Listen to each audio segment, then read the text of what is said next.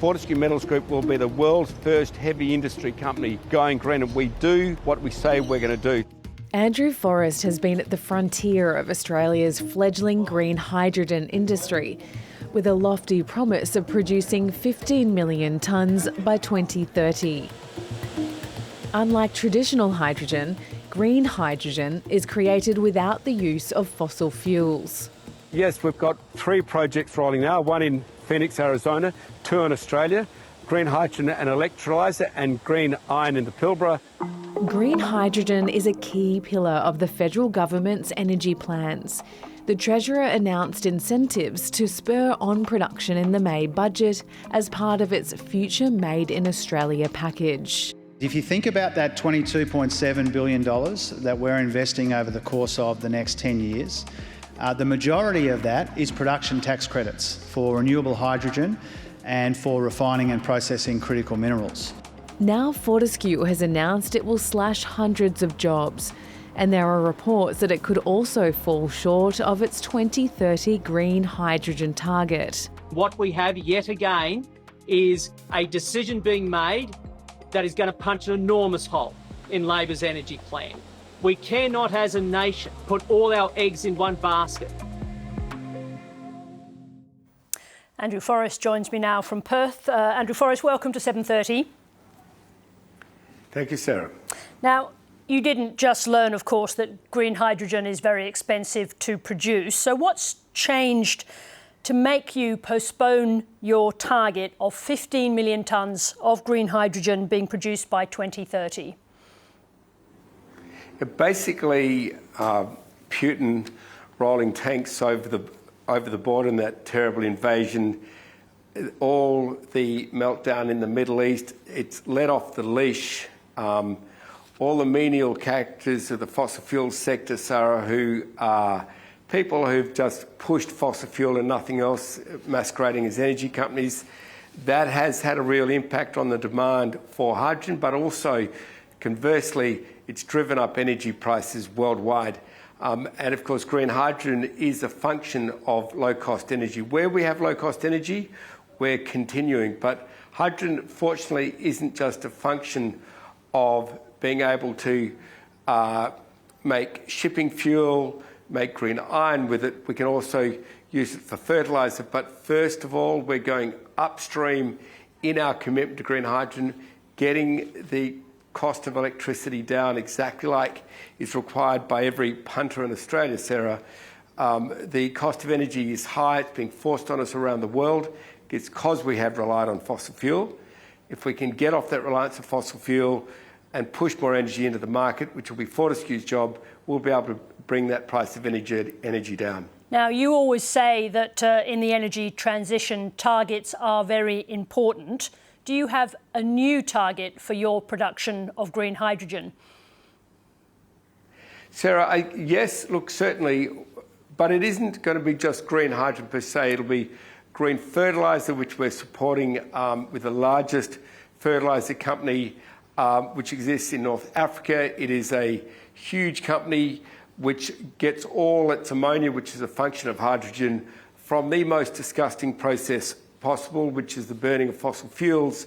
It is also the making of green iron, which will consume enormous amounts of green hydrogen. So I don't want to per se say we're just going to sell the product, because big companies like the Germans, they've had to back down on purchasing green hydrogen simply because the electricity price went so high. Let's get that electricity price down, but we're not backing off green hydrogen. We're doubling up on green energy, Sarah. This is because if you walk away from green energy, you're going to walk away from the future of your kids. We are committed.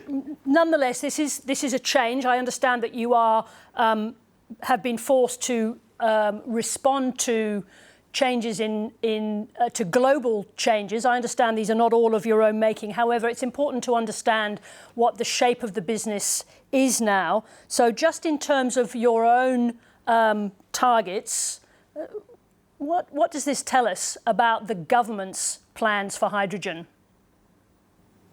Sarah, look, it's an excellent question. I don't think we should look at hydrogen just as a molecule on its own. It's a miracle molecule which you can use across the board in industry, in energy creation, energy storage.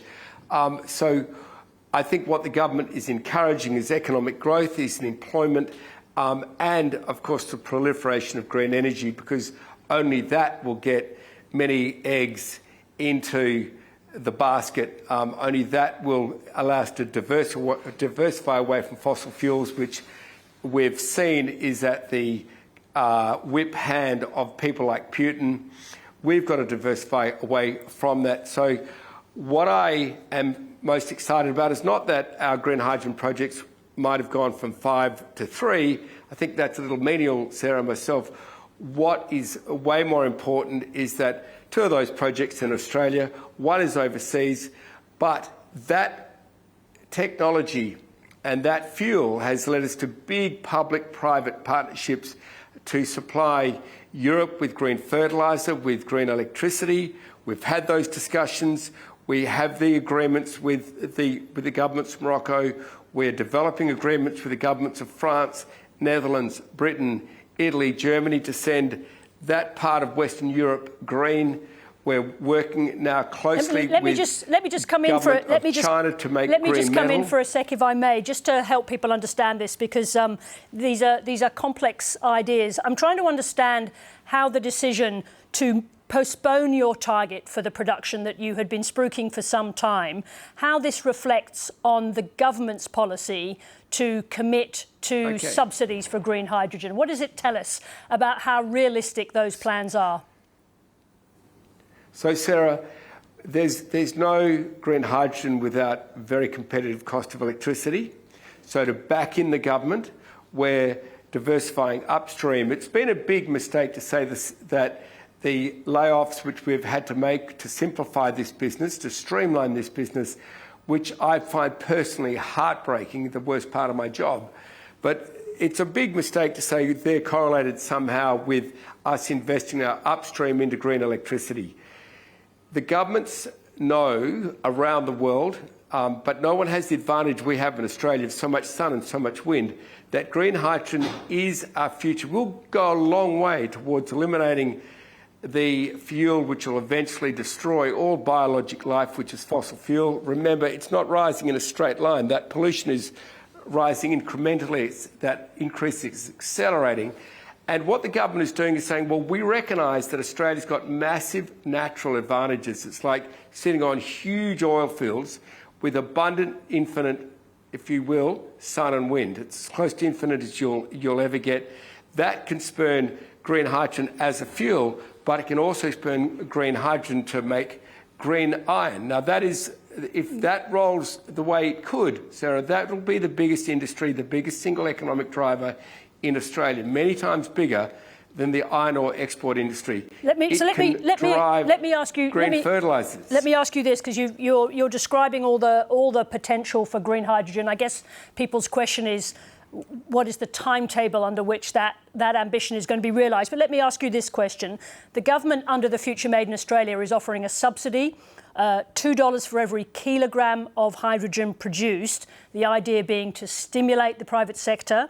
So is that enough? Is that subsidy enough to make the business of green hydrogen viable in Australia? Look, I think what it does, like, it's a very clever subsidy. I think it's enough, Sarah, to tip it over the edge. Without that, it would be extremely difficult. But we look at, say, green hydrogen. Now, there's a market for it for shipping. There's a market for it in many other places. But the biggest market we have discovered is to make green iron, to not send out 600 million tonnes of iron ore plus, but send out green metal. Do the value adding in Australia. We never thought we'd be able to. It's been a dream for 60, 70 years. Now, with this green hydrogen tax credit, we've got a real crack at value adding, in Fortescue's case, 200 million tonnes of iron ore into green metal. That's what we know the world wants. So it's a massive stimulant. It's hard work, Sarah. It's taking vision. It's taking grind. But I know that without that $2 subsidy, Australia will lose its advantage. All its natural advantage will be swamped by programs like the Inflation Reduction Act in North America. This is nowhere near as generous as that, but then again, we do have the sun and the wind here in great amounts. We have the iron ore here. We have the fertilisers here to send green. We've got a great deal of pluses in our country if we take advantage of it. Can I just ask you a quick yes or no question, because we have to go, but are you going to go ahead with your proposed electrolyser facility on Gibson Island in Queensland? Look, Gladstone is going ahead. We are selling electrolysers as we speak. We are really excited about that. There's new technology going all the time which will make those electrolysers, which are the best in the world, seem pretty inefficient. But let me talk to you about that on another program, Sarah. All right, very good. We'll come back to electrolysers. In the meantime, Twiggy Forrest, thank you very much indeed for joining us today. Thank you. Thank you, Sarah.